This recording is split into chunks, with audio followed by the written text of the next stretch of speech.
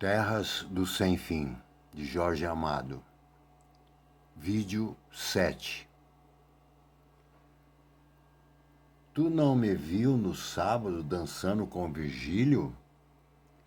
Pois ele está em Ilhéus. Eu vou ver ele. É verdade, estava me esquecendo. Ele está por lá, sim, advogando.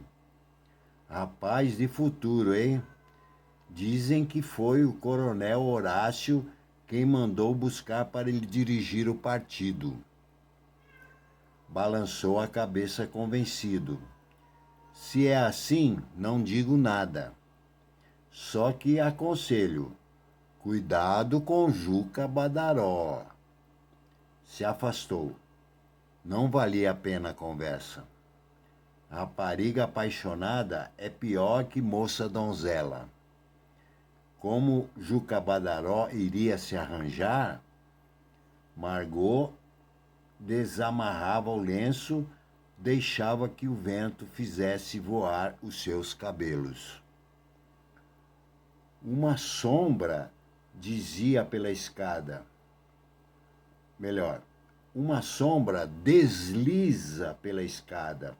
Antes de pôr o pé na primeira classe, espia se não há movimento. Ajeita o cabelo, o lenço amarrado no pescoço. As mãos ainda estão inchadas dos bolos que tomou na polícia. No dedo ainda não entra o anelão falso. O subdelegado disseram que nem que tivesse de quebrar aquelas mãos, elas não voltariam a se meter nos bolsos alheios. Fernando escala o último degrau, toma o lado contrário daquele onde Margot se encontra. Como vem um marinheiro, se encosta na amurada. Parece um passageiro de primeiro vendo à noite. Sai devagar. Deita-se junto à cadeira de lona onde o homem ronca. Suas mãos sutis deslizam sob o cobertor, sob o paletó, tocam no revólver de aço frio, tiram do bolso da calça a carteira recheada. O homem nem se moveu. Retorna para a terceira. Atira a carteira ao mar. Guarda o dinheiro no bolso. Agora anda de cócoras entre os grupos da terceira que dormem. Procura alguém. Num canto, deitado de bruços como se dormisse sob a terra, ressona o velho que volta para vingar a morte do filho.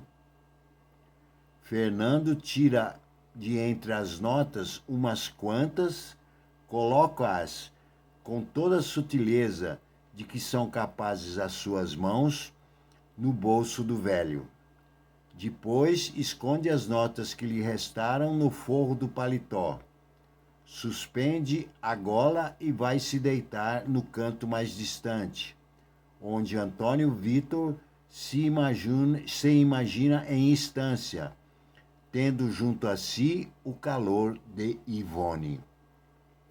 A madrugada é fria. Os passageiros se encolhem sobre os cobertores. Margot ouve a conversa que vem de longe. Se o Cacau der 14 mil réis esse ano, levo a família ao Rio. Estou com vontade de fazer uma casa em Ilhéus. Os homens se aproximavam conversando. Foi um caso feio. Mandaram matar Zequinha pelas costas. Mas desta vez não vai haver processo, eu lhe garanto.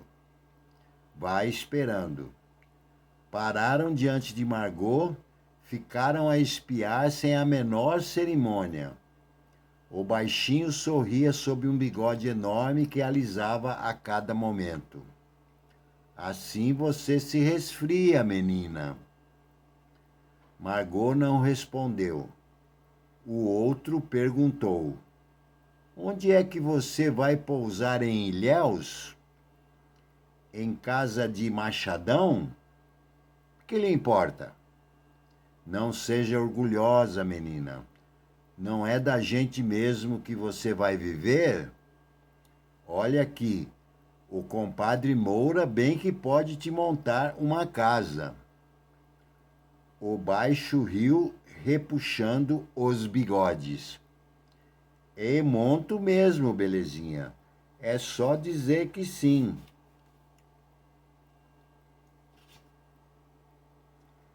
Juca Badaró veio chegando. Com licença. Os dois se afastaram ligeiramente. Boa noite, Juca. Juca cumprimentou com a cabeça, se dirigiu a Margot. Tá na hora de dormir, dona. É melhor dormir que estar aqui dando prosa a todo mundo. Olhou assintosamente para os dois. Eles foram se afastando. Margot ficou só com ele. Quem lhe deu o direito de se meter na minha vida? Espie, dona. Eu vou descer. Vou ver se a minha mulher está bem no camarote. Mas volto já. E se encontrar vós-me-sê aqui ainda, vai haver barulho. Mulher minha me obedece. E saiu. Margot repetiu com asco. Mulher minha. E foi andando devagar para o camarote. Ainda ouviu o baixinho de bigodes dizer quando ela passava: esse Juca Badaró está merecendo uma lição bem dada. Então se sentiu como se fosse mulher de Juca e perguntou: e por que você não dá? Sobre o navio que corta a noite do mar, se estende um silêncio cada vez maior. Já não soavam as harmônicas e os violões na terceira classe. Nenhuma voz cantava já tristezas de amor, lamentos de saudade. Margot se havia recolhido, ninguém mais cismava na amurada do navio. As palavras dos jogadores de pôquer não chegavam até o mar. Banhado pela luz vermelha de uma lua de presságios, o navio cortava as águas, coberto agora pelo silêncio. Um sono povoado de sonhos de esperanças enchia a noite de bordo. O comandante desceu sua torre de comando. Vinha com o imediato. Atravessaram toda a primeira classe. Os grupos que dormiam nas espreguiçadeiras, cobertas com cobertores de lã. Por vezes, um murmurava uma palavra no sonho e estava sonhando com as roças de cacau carregadas de frutos.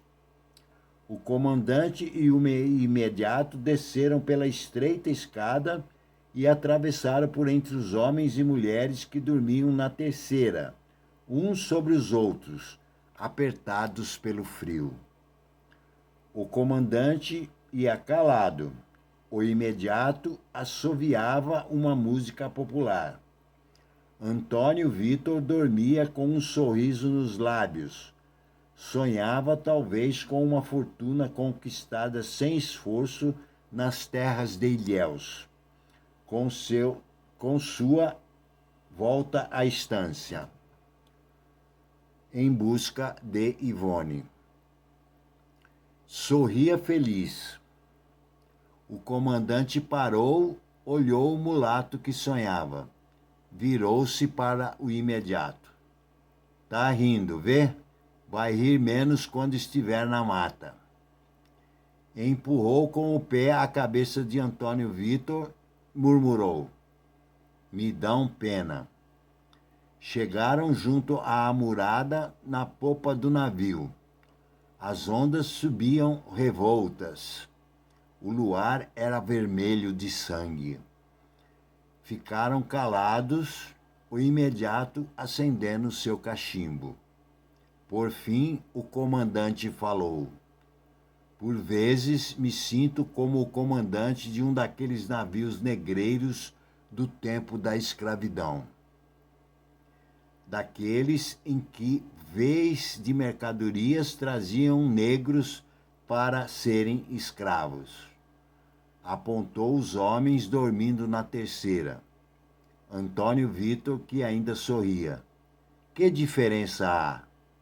O imediato levantou os ombros, puxou uma baforada de cachimbo, não respondeu. Olhava o mar, a noite imensa, o céu de estrelas. A mata. A mata dormia o seu sono jamais interrompido. Sobre ela passavam os dias e as noites, brilhava o sol do verão, caíam as chuvas do inverno. Os troncos eram centenários. Um eterno verde se sucedia pelo monte afora, invadindo a planície, se perdendo no infinito. Era como um mar nunca explorado, cerrado no seu mistério. A mata era como uma virgem cuja carne nunca tivesse sentido a chama do desejo. E como uma virgem era linda, radiosa e moça, apesar das árvores centenárias.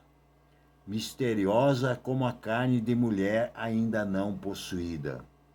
E agora era desejada também. Da mata vinham trinados de pássaros nas madrugadas de sol. Voavam sobre as árvores as andorinhas de verão. E os bandos de macacos corriam numa doida corrida de galho em galho, morro abaixo, morro acima. Piavam os corijões para a lua amarelada nas noites calmas. E seus gritos não eram ainda anunciadores de desgraças, já que os homens ainda não haviam chegado na mata. Cobras de inúmeras espécies deslizavam entre as folhas secas, sem fazer ruído. Onças miavam seu espantoso miado nas noites de cio. A mata dormia. As grandes árvores seculares, os cipós que se emaranhavam, a lama e os espinhos defendiam o seu sono. Da mata, do seu mistério, vinha o medo para o coração dos homens. Quando eles chegaram, numa tarde, através dos atoleiros e os rios, abrindo picadas, e se defrontavam com a floresta virgem, ficaram paralisados pelo medo. A noite vinha chegando e trazia nuvens negras com ela, chuvas pesadas de junho.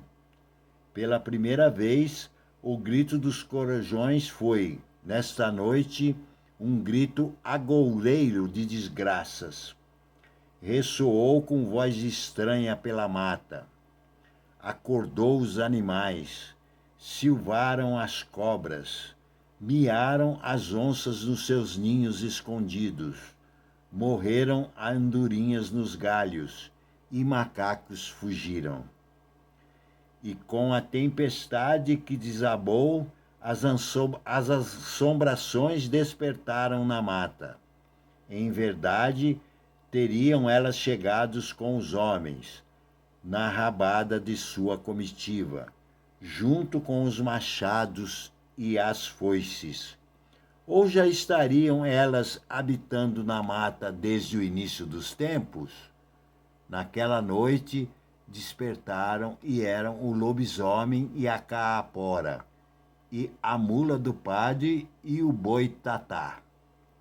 Os homens encolheram com medo. A mata lhes infundia um respeito religioso. Não havia nenhuma picada. Ali habitavam somente os animais e as assombrações. Os homens pararam o medo no coração. Continua no vídeo 8. Obrigado.